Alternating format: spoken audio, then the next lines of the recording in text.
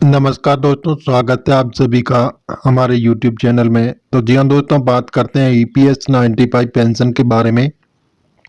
अभी अभी आई ताज़ा खुशखबरी, दीपावली पर सरकार देने जा रही है EPS 95 पेंशन लाभार्थियों को बहुत ही बड़ा फायदा। तो इसके बारे में आपको संपूर्ण जानकारी बताएंगे। EPF बोनस कर्मचारियों की भविष्य निधि EPF खाता धारकों के लिए एक बड़ी खुशखबरी सामने आई। सरकार ने नई ब्याज दर इंटरेस्ट रेट की घोषणा की, जिसके तहत लाखों कर्मचारियों को सीधे उनके खाते में लाभ मिलने जा रहा है।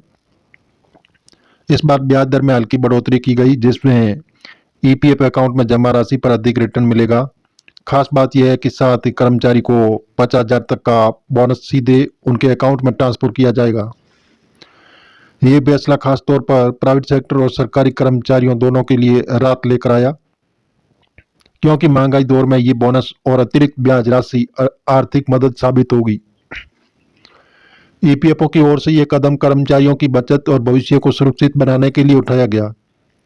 अब लाखों कर्मचारियों के लिए आने वाले महीनों में वित्तीय स्थिरता और मजबूत होगी।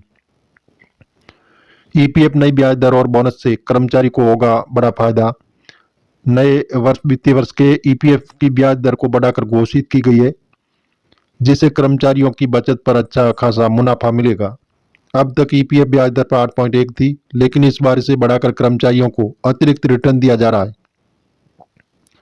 इसका सीधा फायदा उन लोगों को मिलेगा जो लंबे समय से EPF में योगदान कर रहे हैं। साथ ही 50,000 का बोनस सीधे अकाउंट में डालने की घोषणा ने इसे और आकर्षक बना दिया। यह बोनस राशि उन कर्मचारियों के लिए दी जाएगी जिन्होंने लंबे समय तक अपनी जमा पूंजी को EPF अकाउंट में बनाए रखा है। किसे मिलेगा 50,000 तक का बोनस और कैसे होगा ट्रांसफर? EPF का बोनस पाने के कर्मचारियों को कुछ शर्तों को पूरा करना होगा। यह बोनस खास तौर पर उन खाता धारकों को मिलेगा जिन्होंने लगातार 10 साल या उससे अधिक समय तक अपने अकाउंट में नियमित योगदान किया।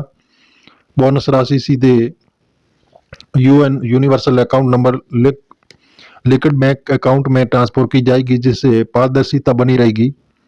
इसके अलावा EPFO ने यह भी स्पष्ट किया है कि जो कर्मचारी लंबे समय तक नौकरी में टिके रहे और जिनका योगदान लगातार रहा, उन्हें इस विशेष योजना का लाभ अधिक मिलेगा। और इसका उद्देश्य कर्मचारियों को न केवल लंबे समय तक जुड़ने के लिए प्रेरित करना, बल्कि उनकी वित्तीय सुरक्षा की ओर मजबूत करना भी है। और EPF स्कीम का भविष्य और सरकार का मकसद, सरकार का उद्देश्य है EPF को और आकर्षक बनाना, ताकि अधिक से अधिक लोग औपचारिक रोजगार से जुड़े और अपनी सेविंग को सुरक्षित कर सके। नई ब्याज दर और बोनस की घोषणा से यह स्पष्ट है कि सरकार कर्मचारियों को सामाजिक सुरक्षा देने के लिए आने वाले समय में EPF को लेकर और भी बदलाव किए जा सकते हैं, जिनसे निवेशकों को ज्यादा फायदा होगा। इससे न केवल कर्मचारी को भरोसा मजबूत होगा, बल्कि देश में सेविंग रेट भी बढ़ेगा। EPF में निवेश करने के दीर्घकालिक फायदे। EPF में नियमित निवेश करने से कर्मचारियों को रिटायरमेंट के बाद मजबूत आर्थिक आधार मिलता है। ये स्कीम केवल टैक्स बचत का फायदा देती है, बल्कि समय समय पर मिलने वाला ब्याज और बोनस इसे और आकर्षक बनाता है। नई ब्याज दर और बोनस मिलने से EPF का महत्व और भी बढ़ गया।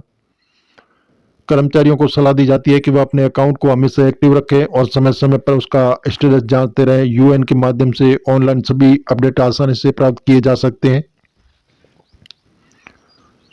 तो जी हाँ दोस्तों, हम आपको बता रहे हैं ये जानकारी मीडिया आधारित है। आप सरकारी ऑफिशियल वेबसाइट पर जाकर जानकारी ले सकते हैं।